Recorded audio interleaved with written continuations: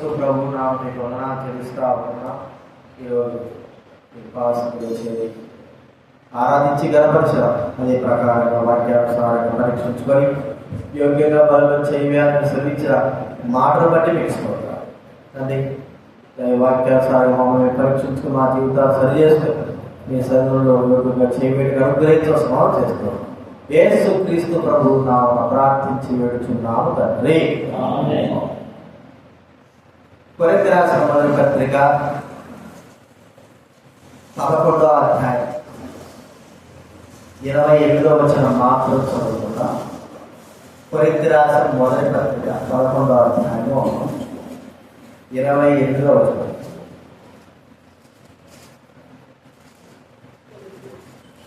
Bible వెనక నుంచి 153. Bible వెనక నుంచి 153. మొదటి కొరింథీ 11వ అధ్యాయము 28వ వచనం అందరం చదువుకుంటాం. కాబట్టి ప్రతి మనుష్యుడు తన తాను పరీక్షించుకున్నాడు, అలాలు చేసి ఆ ముట్టని ఆ పాత్రలోని త్రాగవలెను. అలాగే న్యాయాధిపతుల గ్రంథం 1వ అధ్యాయం, బైబిల్ ముందు కావాలి చూడండి. న్యాయాధిపతుల గ్రంథం 198వ పేజీ. న్యాయాధిపతుల గ్రంథం 1వ అధ్యాయం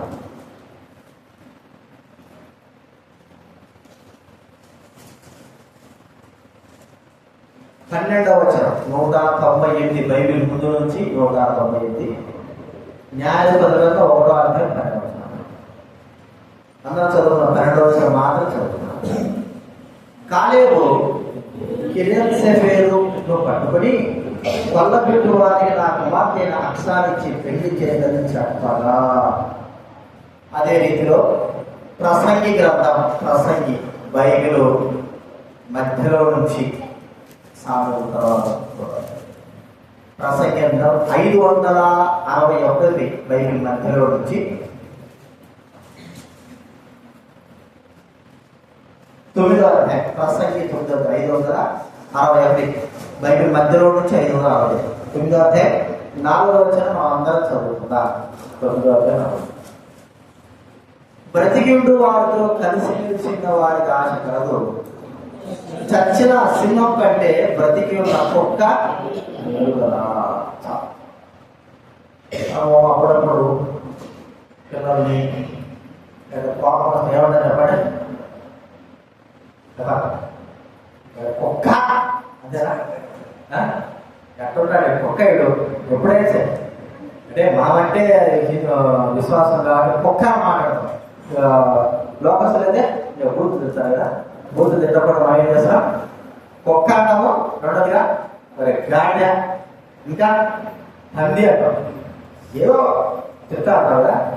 అయితే ఇక్కడ మనం చూస్తూ ఉంటే బతికి ఉన్న సింహం కంటే, చచ్చిన సింహం కంటే బ్రతికి ఉన్న కుక్కమే.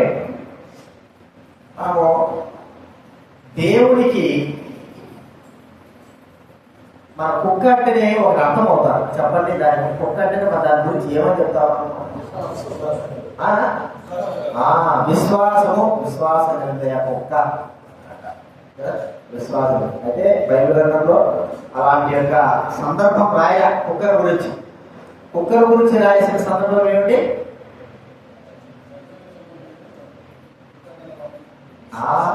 కక్కిందాన్ని తినేది కుక్కల గురించి పోలుస్తాడు. మనమైతే కుక్కలు దేంతో పోల్చుకుంటాము? విశ్వాసంతో పోల్చుకుంటాం. బైబిల్ గ్రంథంలో చాలా జంతువులు వాటి యొక్క విశ్వాసాన్ని తిరిగి చెప్పాయి. గాడిద చూస్తే తన విశ్వాసం చెప్పింది, కాకి చూస్తే తన నమ్మకత్వం చెప్పింది. అంటే ఒక్కొక్కడు ఒక్కొక్క జంతువు. మరి కుక్కల గురించి ఏం చెప్పింది కదా? కుక్కల గురించి ఆ దైవికంగా ఏమి రాయబడింది? ఎవరు రాయబడింది అంటే వాంతికి అనేటువంటి మాట మనం చూసుకుంటున్నామే. కానీ అయితే కుక్క మరి కాపరితత్వం లాగా మాట అంటాడు. యోగు అంటాడంటే, నా మందలను కాయు కుక్కలతో మీరు సమానులు కారు అనే మాట. నా మందలతో కాయు కుక్కలతో మీరు సమానులు కారు. అంటే కుక్కలు మనం చూస్తూ ఉంటే ఇక్కడ ప్రతి మందకు ఏముంటాయి చెప్పండి, గొర్రెల మందకి ఖచ్చితంగా కుక్కలు 2, 3, 4 ఉంటాయి. ఉండవు ఖచ్చితంగా వాటిని తీసుకుని వెళ్తారు కాపరు. ఇక్కడ మనకు ఒక రకమైన మా ఊళ్ళో కుక్కలు కానీ ఫారెన్లో కుక్కలు ఎట్లా ఉంటాయంటే కాపరిగా వదిలిపెట్టేస్తాడు, కుక్క కప్ప చెప్పేస్తాడు అంతే. ఆ కుక్క ఏం చేస్తాడు చెప్పండి, దాన్ని మంచి ట్రైనింగ్ ఇస్తాడు. గొర్రె అట్లా దాటిపోతుందంటే సార్ అది పరిగెత్తుకుంటూ మళ్ళా ఆ గొర్రె మందులో కలిపెట్టది వదలదు. కాపరి నిశ్చింతగా పడుకోవచ్చు. ఇక ఏదైనా ఎలుగుబంట్లు, పుళ్ళు, సింహాలు ఇవి వస్తే తప్ప కానీ గొర్రెలు దాటిపోకోకుండా కుక్కలు ఖచ్చితంగా వాటి యొక్క స్థాయిలో వాటి దగ్గర ఉంచడానికి కుక్కలు ప్రయత్నం చేస్తాయి. అయితే కుక్కల గురించి నేను నా మటు నేను అనుకుంటాను, అంటే మన విశ్వాసం అనుకున్నాను కదా, నేను నా దేవుడికి ఒక కుక్కలే పనిచేయాలి. ఒక భక్తుడు అంటాడు, మనం జంతువులాగా ప్రభుత్వ పనిచేయాలి. ఎట్లాగా ఒక ఎద్దు వల్లే నేను ప్రయాసపడాలి, ఒక కుక్క వల్లే నేను దేవుడి సన్నిధిలో నమ్మకంగా ఉండాలి, ఒక పావుల వల్లే నేను ప్రభుడి సన్నిధిలో నిష్కలంగా పవిత్రంగా జీవించాలి, ఒక కాకి వల్లే నేను ప్రభు మాట విని ఆయన చెప్పింది చేయాలి. అంటే వాటితో పోల్చుకోవడం అనేది మనం చూసుకుంటాం. ఇప్పుడు నేను కూడా పోల్చుకుంటాను, నేను కూడా నా దేవుడికి నేను ఒక కుక్కలాగా పని చేయాలా. మరి మీరు కూడా చేసుకుంటారా, కోరుకుంటారా? నేను దేవుడికి నేను ఒక కుక్కని అనుకున్న వాళ్ళు చేస్తాడు. మీరు లేదా ఎవరా ఆడు దివ్వలు లేదు, నేను దేవుడు నిజమైన కుక్కగా ఉంటాను అనుకున్నవాడు అంటే లేదా?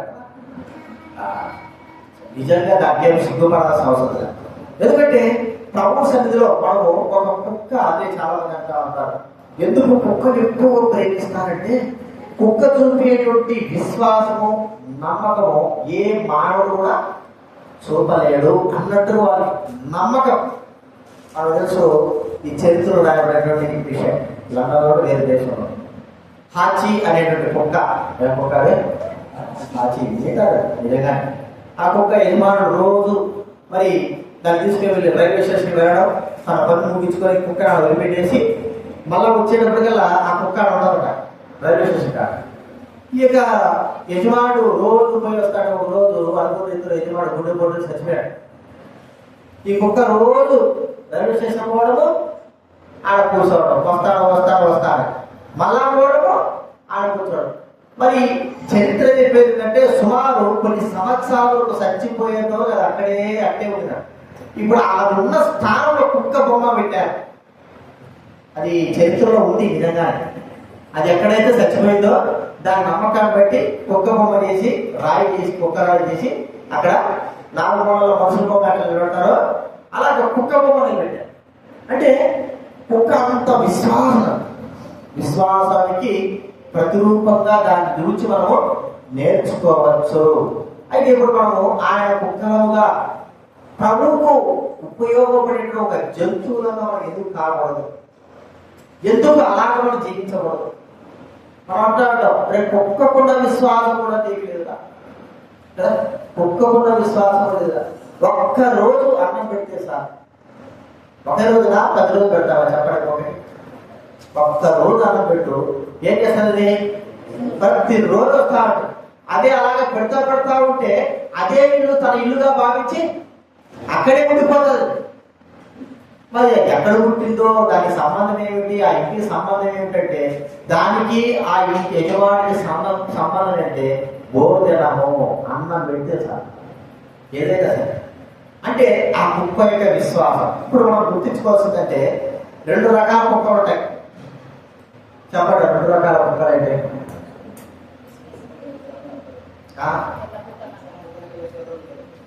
కుక్కల్లో 2 రకాలు. కుక్క అంతా ఒకటే, కుక్క అనేది ఒకటే, 2 రకాల కుక్కలు ఉంటాయి.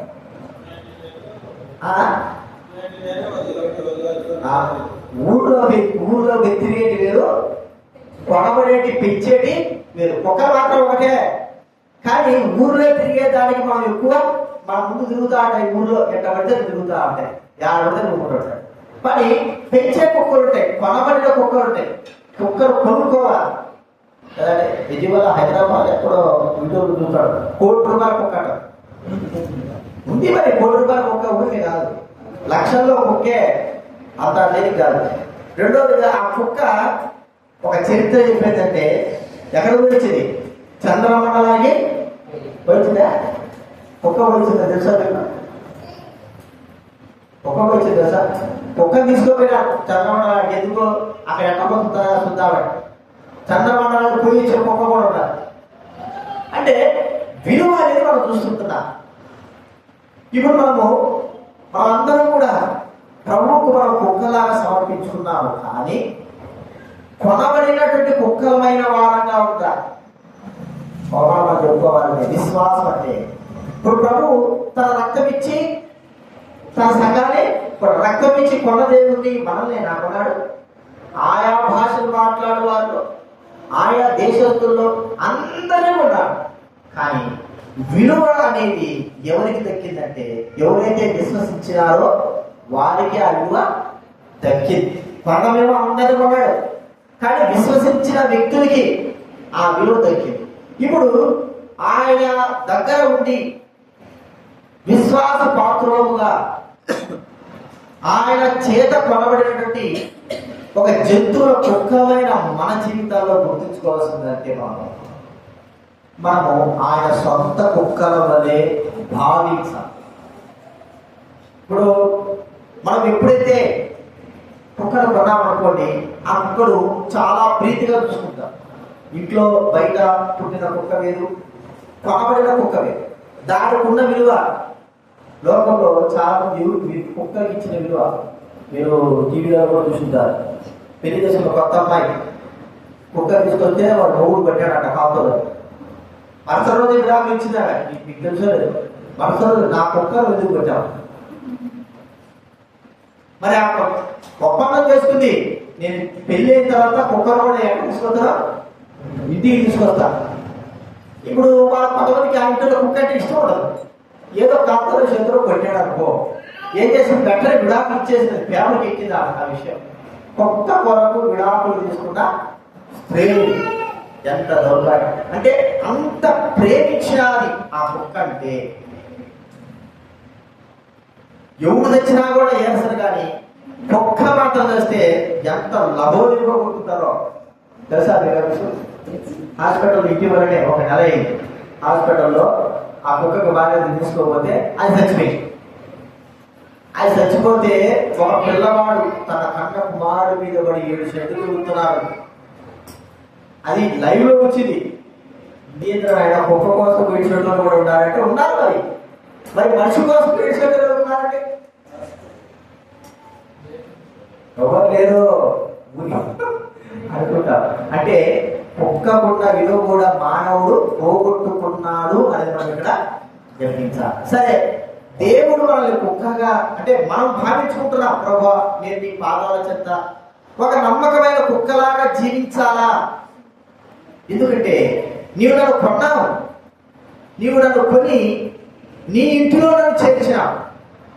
నేను ఎక్కడ వాడనో, ఏదన్నో, ఎక్కడ ఉంటున్నానో, ఏ పరిస్థితులు ఉంటున్నానో, అయితే అక్కడి నుంచి నన్ను తీసుకొచ్చినావు, నీ ఇంటిలో నన్ను ఉంచినావు. నీ ఇంటిలో నన్ను ఉంచినందుకు ఒకవేళ కుక్క బయట ఉంటే దాని ఎండ కానీ, వాన కానీ, ఆకలి కానీ అన్నీ కూడా ఎంతో దౌర్భాగ్య స్థితిలోకి వెళ్ళిపోతారు. ఎక్కడెక్కడో తిరుగుతూ ఉండాలి, ఎదురుతో చేస్తూ ఉండాలి, దాని జీవితం అంతా పాడైపోయాడు.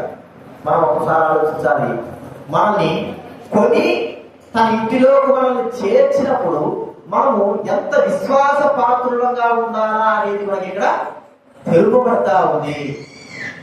ఎంత విశ్వాస పాత్రులంగా మనం జీవించాలి అంటే, ప్రభా నన్ను ఈ లోకంలో నా పరిస్థితి ఎలా ఉందో, నా జీవితం ఎలా ఉందో నీకు మాత్రమే తెలుసు.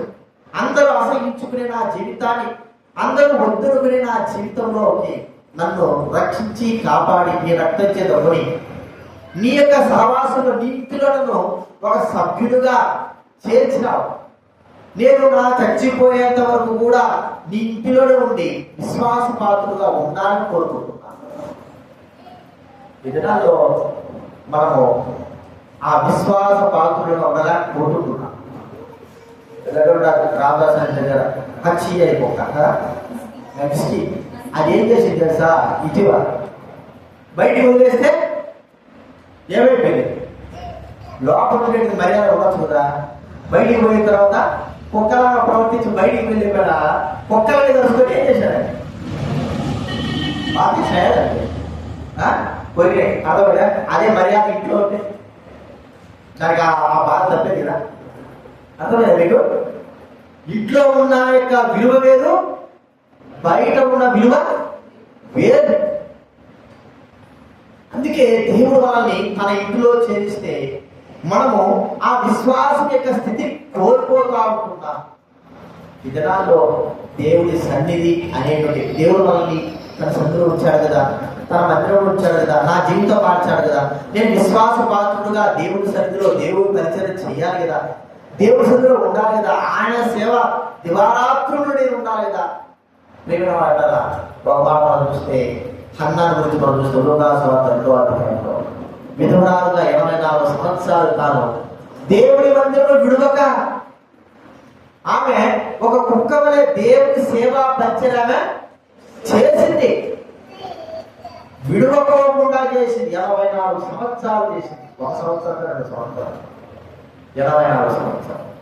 అందుకే కొనబడిన మనము, విలువ కట్టబడినటువంటి మనము, దేవుడి ఇంటిలోకి రాబడిన మనము, వారి ఇంటిలో చాలా మంది అంటారు ఈ కుక్క మా ఇంటిలో ఒక సభ్యత్వం, అంతేనా?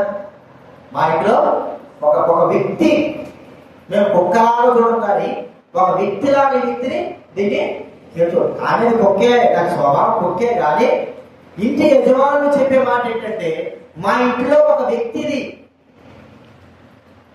మేము మాంసం తింటేదానికి ఏం పెడతాం, మేము చికెన్ తింటేదానికి ఏది తిన్నా కూడా దానికి మేము మా భాగంలో ఒక భాగంగా.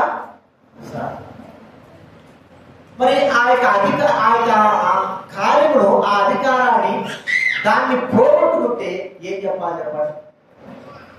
ఏమన్నా ఇలాంటి విశ్వాసం లేని కుక్కలైంది. దీనికి ఇంతగా చేసినా కూడా అంత కూడా వ్యర్థము అంట. అన్నీ తీసుకున్నాడు ఎంత కూడా వ్యర్థము అంట. ఇప్పుడు చూడండి, కొనబడిన వారమైన మనము ఆయన ఇంటిలో కొనబడినట్టుగానే ఉన్నామా, లేకపోతే లోకంలో తిరిగే కుక్కల వలె ఉంటున్నామా? లోకంలో తిరిగేటువంటి ఇళ్ళ ముందు తిరిగే కుక్కలకి విలువ లేకుండా ఉంటుంది. వాటి చీయట అవి మరి ఎట్లా బతుకుతాయో అవి తెలియదు. కానీ కొనబడిన మనము ఆయన ఇంటిలో ఎలా ఉన్నాం, మన స్వభావం ఎలాగుంది, మన స్థితి ఎలాగుంది? పాత స్వభావం ఊళ్ళో తిరిగే కుక్కలాగా ఇక్కడ ఊరిలో తిరిగే కుక్కలాగా ప్రవర్తిస్తున్నామా, కొనబడినటువంటి కుక్క వలె మనం ప్రవర్తిస్తున్నామా? మనం ఒకసారి పరీక్షించుకోవాలి. ప్రభా, మన జీవితము దాని స్వభావాన్ని బట్టి, దాని స్థితిని బట్టి ఇది మంచి జాతి కలిగిందిరా అంట. అంతేనండి. కుక్కలు ఎంత జ్ఞానం ఉంటాయో మాకు బాగా పోలీసు వాళ్ళు ఇచ్చిన కుక్కలు చూడండి, అర్థమైందా? వాటికి ఉన్నటువంటి క్రమశిక్షణ అవి నేర్పిస్తారు. ఇంట్లో ఇచ్చే కుక్కలు చూడండి, వాటికి ఉన్న క్రమం, బయట తిరిగేటప్పుడు అవి ప్రవర్తించే విధానం. మీ ఇక్కడ దగ్గర మాకు తెలుసు కానీ దూర ప్రాంతాల్లో, అంటే వేరే దేశాల్లో కుక్క దాటాలంటే, రోడ్డు దాటాలంటే అది గ్రీన్ సిగ్నల్ చూసిన తర్వాతనే దాటాలి. అట్లా ఉన్నాయి కుక్కలు. మనము చెప్పండి, గ్రీన్ సిగ్నల్ లేదు, ఏ సిగ్నల్ లేదు, ఆటకే కొద్దిగా ఆకు వచ్చిందంటే దూరం వెళ్ళిపోవడం కదా.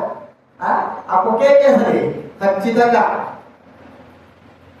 నేను నాకు తెలిసిన, అంటే అప్పుడు అది ఊరో కుక్కే కానీ కొన్ని కుక్కలు జాతులు ఉంటాయి. నేను చిన్నప్పుడు మరి 97, 96, 97, 96, 97 ఆ మధ్య ఆ సమయంలో మా ఇంటికాడ ఒక కుక్కనే, ఆడకుక్క. అది ఎప్పుడు మా ఇంటికాడకు వచ్చి అన్నది నేను అన్నం వేస్తామంటే మిగిలిపోయిన అన్నం వేసి తింటా ఉంటాను. నాకు ఒక అలవాటు ఉండేది ఏంటంటే నేను వేసి తినమంటేనే కానీ తినాలి, లేకపోతే తినకూడదు. అర్థమైందా? కుక్కకి ఏం నేర్పదా? అన్నం వేస్తే తిను అంటే తినాలి, తినిందా చచ్చిదేది కర్రతో బాధి బాధేసేది మళ్ళీ రాని. ఆ కుక్కకి అదే పనిగా పరీక్షించేది ఏంటంటే ఆడ పెట్టి ప్లేట్లో పెట్టి గమ్ము ఉండేది, అది దగ్గర వస్తుంది కదా, గమ్ము ఉండేది, అది తినండి. ఒకసారి 2 సార్లు తిన్నా కాబట్టి తినలేదు. ఆ అన్నం దాంట్లో నుంచి కింద వేస్తేనే అప్పుడు తిను అంటే ఏమొస్తుంది అర్థమైంది. మీరు కూడా చూసినారు కదా టీవీలలో కుక్కలకి ప్రార్థన నేర్పిస్తారు. అన్నం దగ్గర పెట్టి ప్రార్థన చేస్తే గమ్ము కళ్ళు మూసుకుంటాయి. తిను అంటే ఏం చేస్తారు వెంటనే ట్రైనింగ్ చేసిన కుక్కలు. అవి ఏమిటి? కొనబడిన కుక్కల యొక్క విలువ మనం చూస్తాం. ఈ దినాల్లో మనము అలాంటి యొక్క స్వభావం లేకపోవడము దురదృష్టకరం. మనం కొనబడిన వారంగా ఉన్నామా? లోకస్తులే ఉన్నామా? కొనబడినటువంటి జీవితం కలిగి ప్రభువుకు ఇష్టపూర్వకంగా సేవా పరిచయం చేసుకుంటున్నామా? మన ఇష్టానుసారంగా లోకంలో ఉన్నటువంటి కుక్కల్లాగా ప్రవర్తిస్తుంటున్నామా? మనం అందరం కూడా ఒక్కొక్కరికి ప్రభువుకు, ప్రభా నేను నీ సేవకుడు, నీ కుక్కలాంటి వాడు, నీకు కుక్కని కాబట్టి నేను నీకు ఇష్టపూర్వకంగా నిజమైన కుక్క, జాతి కుక్క యొక్క స్వభావం నా జీవితం ఉండడానికి సహాయం చేయి. మనం ప్రార్థన చేసుకోవాలి. ఇది మొట్టమొదటి మనం చూస్తా ఉంటున్నాం కొనబడిన కుక్క యొక్క విలువ. రెండోదిగా ఈ కుక్క ఎలా ఉంటుందంటే కట్టబడిన స్థితిలో ఉంటుంది. అర్థమైంది. మనం ఏం చేయాలంటే నన్ను కట్టే ప్రభు అని చెప్పాలి. ఎందుకో కట్టారా?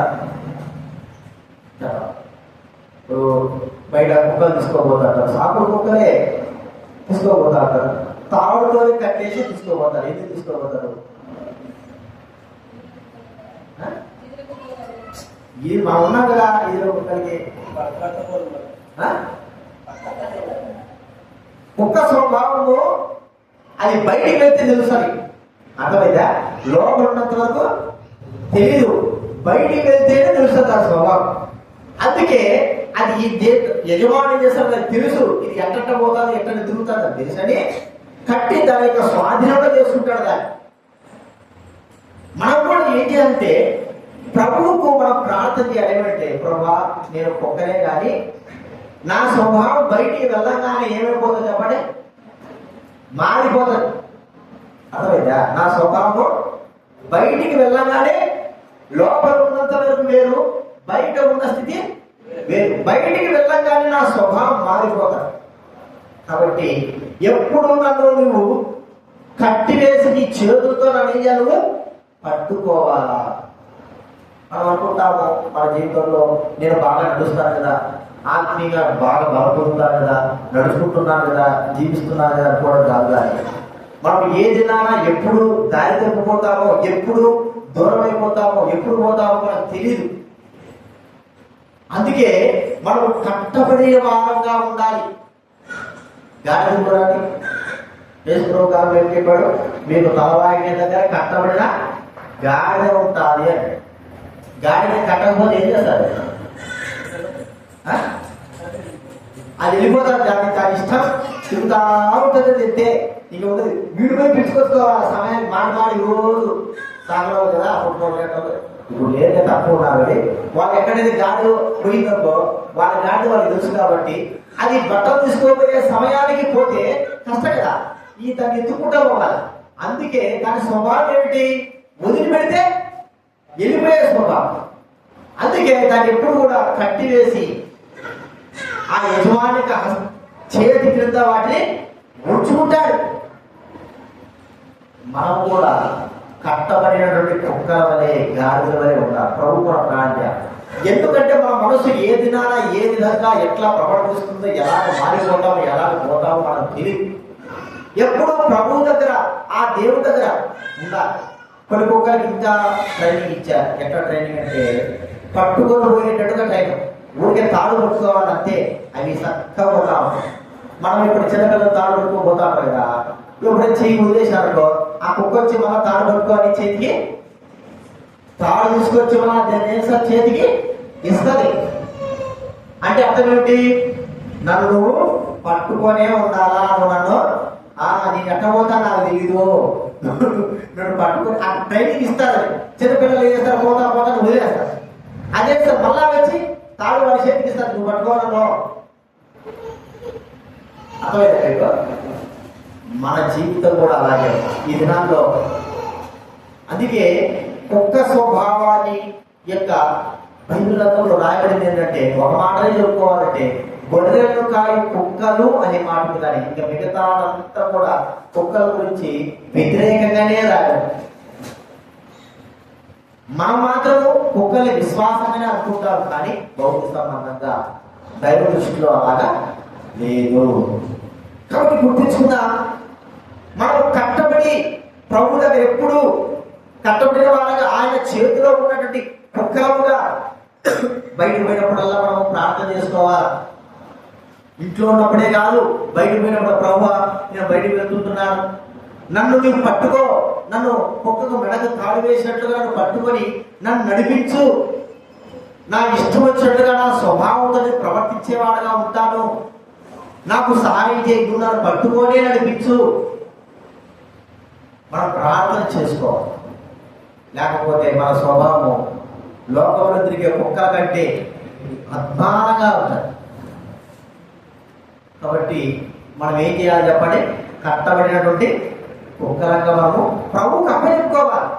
ఎందుకు నేనేం విశ్వాసం లేనట్టున్నా, లేకపోతే నేను నడవలేనా, లేకపోతే నమ్మకం ఉండలేనంటే, నమ్మకం ఉండలేము కాబట్టే, విశ్వాసంలో ఉండలేము కాబట్టే, జీవితంలో ప్రభువుకు ఇష్టకరంగా నడుచుకోలేము కాబట్టే, ఏ విధానం ఎలాగో ప్రవర్తిస్తామో మనకు తెలియదు కాబట్టే, అనునిత్యము ఆయన హస్తాలకి, అనునిత్యము ఆయన తాడు క్రింద, ఆయన చేతి క్రింద ఉండడానికి మనం ఏం చేయాలి?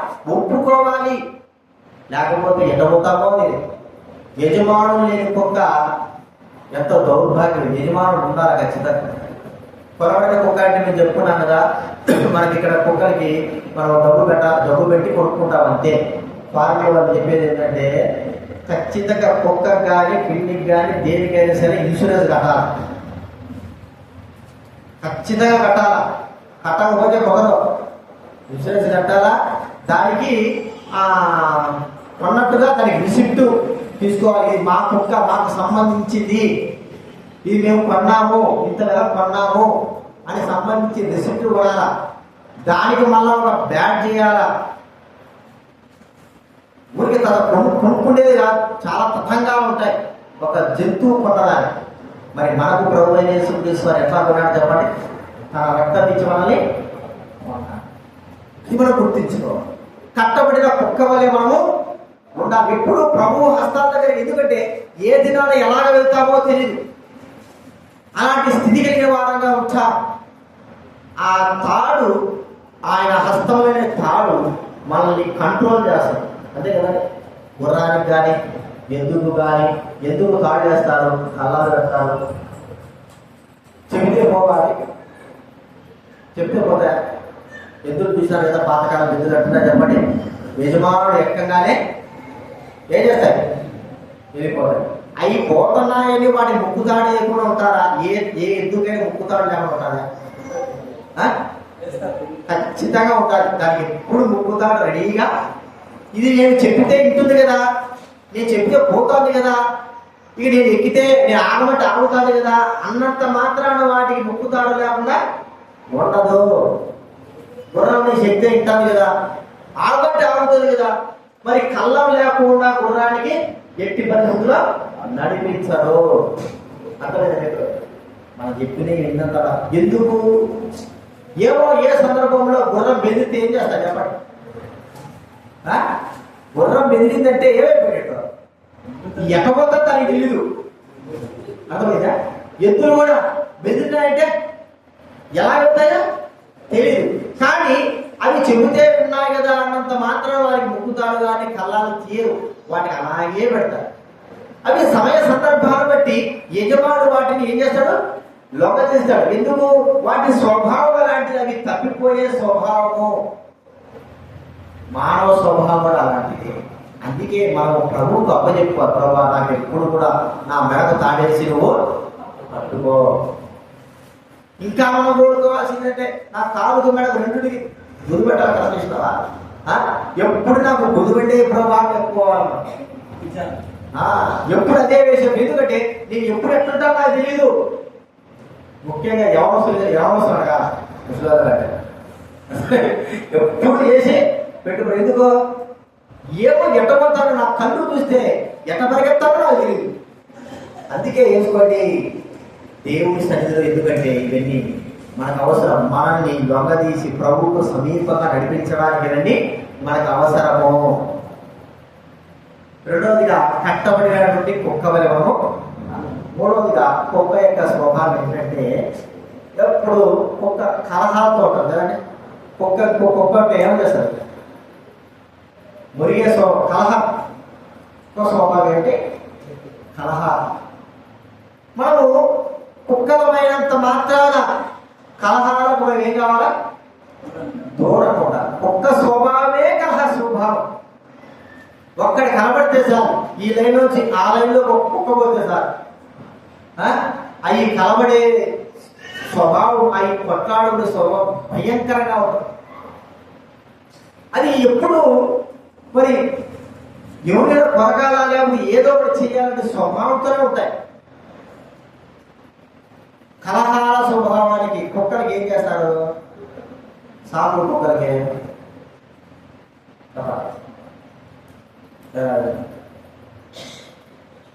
కలహాలు కుక్క పాపంతో కలహంతో డాబర్మైన కుక్క ఉంటుంది కదా, అది ఎప్పుడు చూసినా అది చాలా పాపంతో ఉంటుంది. దాని స్వభావం. దానికి ఏం చేస్తారు? బయటకు వస్తా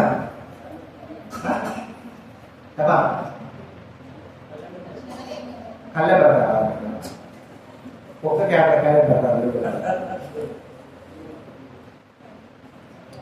దాని మూటికి ఏం చేస్తారు? ఒక క్యాప్ పెట్టేస్తారు. కుక్క అంటే ఏం చేస్తారు? ఒక క్యాప్ ఉంటుంది దాని మూతికి. అరవకోకుండా కరవకోకుండా. అర్థమైంది మీకు? కుక్క స్వభావం ఏంటి చెప్పండి? అరిసే స్వభావము. రెండోది కలిసే స్వభావం. చూడండి కమ్మ ఉండేటే ఉంటుంది కుక్క. ఎప్పుడు కలుస్తుందో కలుస్తుంది. ఎప్పుడు కలుస్తుంది. చాలా మందికి ముఖం కలిసిన అనుభవాలు ఉన్నాయి కదా. నాకు అన్ని లేదంటే ఏదంటే భయం లేదు. నాకు కుక్కటే భయం. అలా ఒకటి కదా మొదటి 50 నిజంగా నాకు కుక్కటే మధ్య ఇళ్ళలో కుక్కటే నేను చాలా జాగ్రత్తగా ఉంటాను. కుక్కటే నాకు భయం అసలు. ఆ కుక్కటి ఏ కుక్క అయినా సరే చెప్పలేము. ఎప్పుడు ఇంట్లో తెలుస్తుంది లేదు. అది కలిసింది ప్రాముఖ్యం కాదు చెప్పండి. దాని తర్వాత వచ్చే ప్రాసెస్ చాలా 12 సూర్యులు వేయించుకోవాలి. పడుతుంది తగ్గడం కూడా చెప్పండి.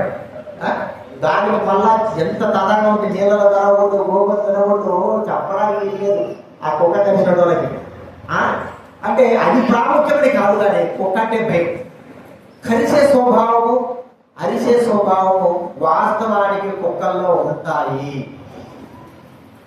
అవి ఏ సందర్భాల్లో ఎప్పుడు అవ్వాలి, ఎప్పుడు కావాలి వాడికి తెలియదు. ఎప్పుడు పడితే అప్పుడు కలహానికి ఎప్పుడు పడితే అవుతాయి. మన జీవితాల్లో కూడా ఎలా ఉంటున్నా చెప్పండి.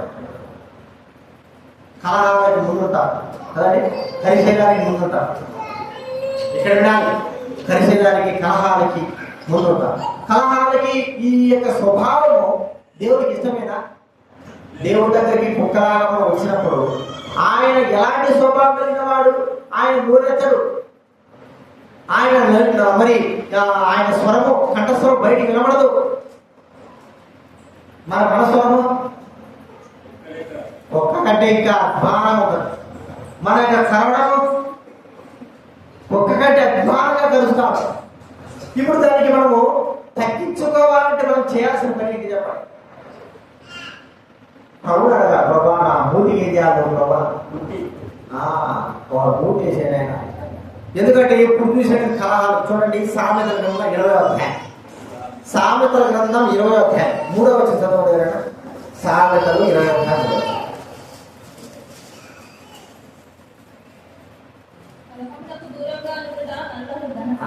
కలహానికి దూరంగా ఉంటా నల్ల గడత మూడు కూడా ఇలా ప్రతివాడును పోరుడే పోరు.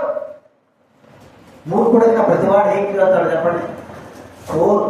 ఒక్కరు కొట్లాడతాడు ఇంకా పోరే కలవడతాడు. మూర్ఖత్వంతో కలహానికి దూరంగా ఉండడం నరులకు ఘనత. మనము కలహాలకి దూరంగా ఉంటున్నాము, గొడవలకి దూరంగా ఉంటున్నాము, ఎప్పుడు చూసినా పోర్లు కోరుకుంటున్నాము. ప్రియమైన వారు, మన జీవితంలో అది మనం గుర్తించుకోవాలి. పోరు కలహాలు మనకు దూరంగా ఉండాలి. ఎందుకంటే దైవ స్వభావము కలహాన్ని కాదు, పోరుతో కూడుకున్నది కాదు. అది ఎంతో మరి ఆ మౌనంతో ఉండేది. మన ఒక్కరిమే మన స్వభావం ద్వారా, మన యొక్క మాటల ద్వారా, మన యొక్క కలహాల ద్వారా తెలుస్తుంది. ఇతరులకు మనం అలాంటి స్వభావం కలిగిన వారంగా చూపిస్తాం. కానీ దైవ స్వభావం అలాంటిది కాదు, మౌనమై ఉండేది.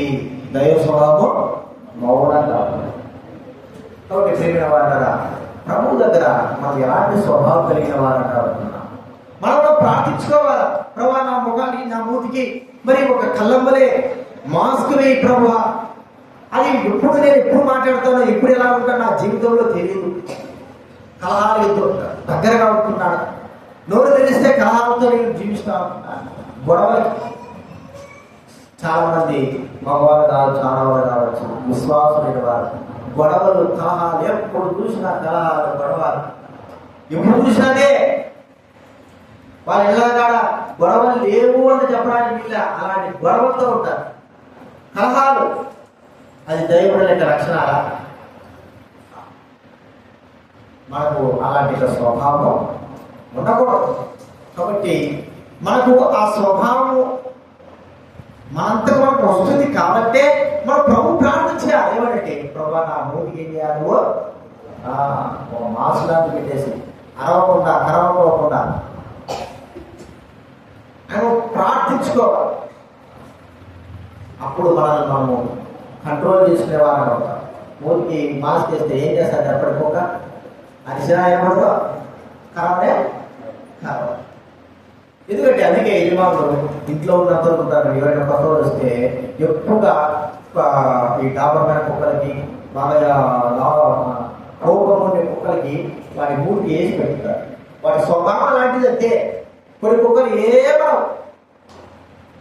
వాడు ఎంత ఫ్రెండ్లీగా ఉంటాయంటే పట్టుకున్నా కూడా ఏమి కొన్ని కుక్కలు తాకితే అసలు ఒప్పుకోడు. అట్లాంటి వాటికి ఏం చేయాలి? తాకితే ఒప్పుకోండి, మనం మీద ఏం చేయాలి కదా అంటే మనం కూడా ఒకలాగా మూతికి మాస్క్ వేసేయాల్సిందే. లేకపోతే మన స్వభావం అణికిపోయిపోతుంది, ఆ గొడవలు ఎక్కువైపోతాయి, కలుసుకోవడం ఎక్కువైపోతుంది, ఎంతో నష్టానికి కారణం. ప్రభు సందులో ప్రభు నేను కూడా మీ పాసులు కుక్కలాగా ఉండాలని కోరుకుంటున్నాను. దైవ గ్రంథంలో రాబడిన కుక్క వలె కుక్కల గురించి మంచి లక్షణాలు ఎక్కడ లేవు. కానీ మనం చెప్పుకుంటున్నాం కుక్క విశ్వాసం కలదని. అలాంటి విశ్వాసం కలిగిన కుక్కలాగా మనం జీవించాలని కోరుకుంటున్నాం. దానికి ఉన్నటువంటి మనస్సు, దానికి ఉన్నటువంటి నమ్మకత్వం, దానికి ఉన్నటువంటి విశ్వాసం, దానికి ఉన్నటువంటి ఆ ఆలోచన మనం కలిగి ఉండాలని మనం ప్రభు దగ్గర ప్రార్థన చేసుకోవాలి. లేకపోతే మనం ఎలా ప్రవర్తిస్తాం, ఎలా జీవిస్తాం తెలియదు, నష్టానికి కారణంగా అవుతాం. ఈ విషయాలు జ్ఞాపకంగా మన ప్రార్థన చేసుకుంటాం. ప్రార్థన చేసుకుంటాం.